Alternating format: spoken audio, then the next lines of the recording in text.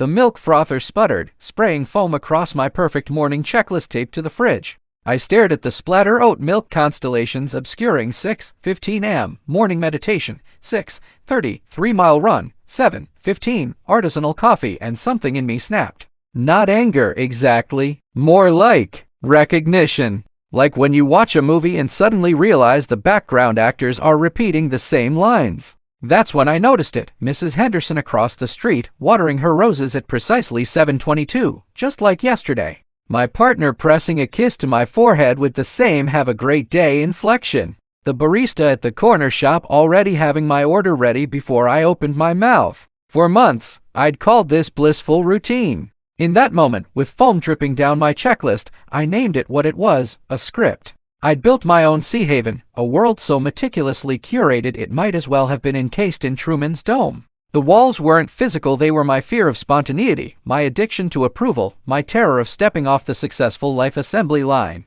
I stood there, holding a half-empty coffee mug, and felt the weight of it. Paradise is a prison, where every smile was a cue, every choice a predetermined plot point, and I was both the star and the prisoner of my own perfectly crafted show. I stared at the shattered ceramic in my lap, the therapist's question still ringing in my ears. What if that urge to escape isn't the problem? For months I'd labeled myself ungrateful. How dare I feel trapped in a life others envied? The beach house, the stable career, the partner who checked every box by all metrics. I lived in someone else's idea of paradise. But that morning, as I swept shards into a dustpan, something shifted. I realized my restlessness wasn't a character flaw. It was a compass. Not a sign I was broken, but a signal I was still alive. That's when Truman Burbank's face flashed in my mind, the way he pressed his palm against the sky, refusing to accept the perfect world constructed for him. I'd always seen his escape as rebellion, but in that moment, I understood it as something quieter, an act of self-preservation. My life, I realized, had become a meticulously curated set to beautiful, yes, but designed around everyone else's expectations rather than my own truth.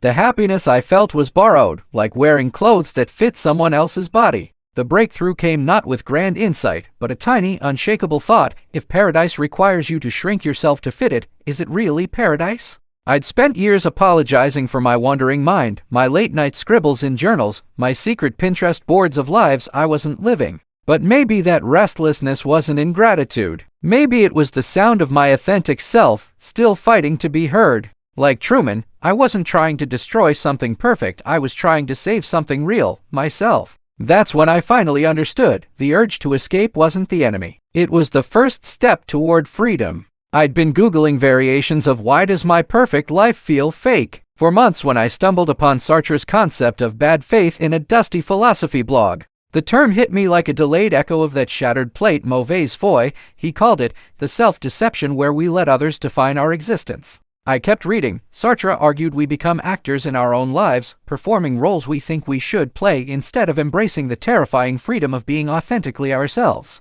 That's when I realized I'd been performing the successful millennial so rigorously, I'd forgotten I was holding a script. The Truman Show analogy sharpened then, not just a pop culture reference, but a philosophical diagnosis. But the puzzle still felt incomplete until I found Festinger's cognitive dissonance theory a week later. His 1956 study on forced compliance explained the physical tension in my chest. When our actions contradict our true beliefs, we experience psychological distress so powerful it reshapes our perceptions. For me, that meant smiling through career milestones while silently screaming, "This isn't what I want." The dissonance had grown so loud I couldn't ignore it anymore. It was Sartre's bad faith and Festinger's dissonance, working in tandem like two sides of the same prison wall. One kept me trapped in the role, the other made the bars impossible to ignore. Suddenly, my ideal life made sense as a Truman Show lie. I wasn't just living someone else's script, I was actively lying to myself to reduce the agony of knowing better. I scroll through my feed and stop at the photo, me at sunset, coffee in hand, smiling like the world's most content human. The caption reads, "Grateful for simple joys," but here's the truth I'd never post. I'd taken 17 versions of that photo, waited 45 minutes for the perfect light, and deleted 3 comments pointing out my coffee was cold. That's when it hit me. My life had become Sea Haven 2.0, a curated paradise where I was both Truman and his own director. Social media didn't just reflect my life, it rewrote it. I started measuring days by content potential. A walk wasn't exercise, it was content for stories. A dinner with friends wasn't connection, It was a carousel opportunity. The likes became my applause track, the followers my invisible audience, and slowly, the real me, the one who hated forced sunsets and preferred messy laughter over post smiles, vanished into the edit. What terrified me most wasn't the effort. It was how comfortable I got in the cage. Truman's dome was glass. Mine was a screen, but both were prisons. We scroll through these perfect feeds and think they have it all, never asking, who are they performing for? Who am I performing for?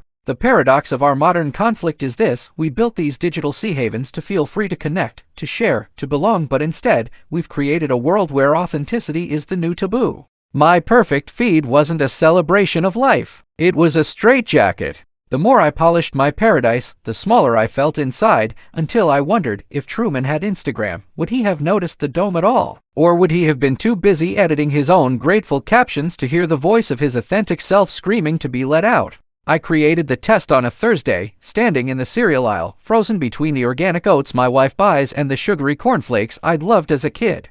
That's when Truman's face flashed in my mind, not his smile, but the moment he pauses mid-step, suddenly aware the world is moving around him, not with him. I'd been sleepwalking through choices for years, so I asked myself the simplest, most terrifying question: is this my choice? The oats weren't. I'd never actually liked their chalky texture. I just started buying them when she mentioned health goals. That small admission felt like pressing a crack in Truman's dome. Over the next month, I turned the question into a daily ritual, holding every routine up to its light, my AM alarm set for productivity gurus, not my night owl biology, the professional haircut barber's suggestion, not my preference, even the weekly dinner party's social obligation, not connection. Each no revealed a script I hadn't realized I was acting out. Truman's perfect life wasn't so different from my successful one, both built on choices made by invisible directors. The hardest test came with my career. I'd stayed in finance because my father called it stable, but when I whispered, "Is this my choice?" the answer burned in my throat. The test isn't about chaos. It's about consciousness. Now, when I pour cornflakes into my bowl, sleep until my body wakes naturally, or skip parties to read in bed, I feel the dome thinning. Truman needed a storm to escape his prison. I just needed a question. And here's what I've learned. Freedom isn't about breaking all rules. It's about making sure the ones you follow are yours. I stood in the doorway of my dream job office, the one with the corner desk and the view that belonged on a lifestyle blog, and I thought of Truman pressing his hand against the painted sky of Sea Haven. For years, that office had been my dome, a life so meticulously constructed it felt choreographed, each day unfolding like a rehearsed scene where I played the role of successful adult flawlessly. But as I gathered my coffee mug and my slightly crumpled notebook, the one with the messy doodles I'd hidden from colleagues, I didn't feel loss, I felt freedom. The perfect life I'd spent so long building. It was a gilded prison, its walls polished so brightly they blinded me to what I actually wanted. Truman didn't escape Sea Haven because it was bad. He escaped because it was chosen for him. And isn't that the quiet crisis we all face? We build paradises that aren't ours, then wonder why we feel caged. Now, my days are messier, meetings that run too long, meals eaten at rickety caf tables instead of sleek conference rooms, ideas that sometimes fail spectacularly. The view from my new, smaller apartment isn't Instagram-worthy, but when I wake up, I don't reach for a script, I reach for possibilities. That's the truth I carried through my dome's exit, the one Truman discovered too. Paradise without choice isn't a gift. It's a sentence. And the bravest thing we can do is turn the key and step into the messy, beautiful, unscripted world on the other side.